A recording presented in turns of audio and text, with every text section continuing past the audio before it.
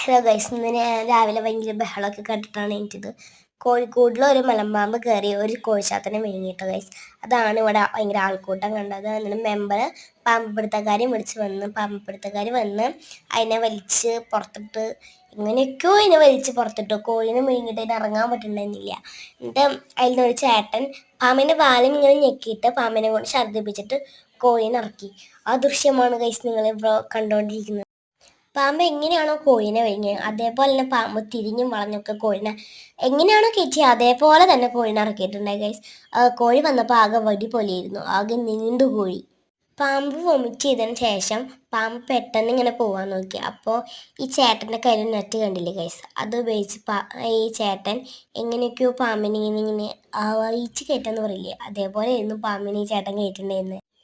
Tata bye bye, ഇനി അടുത്ത video കാണാം.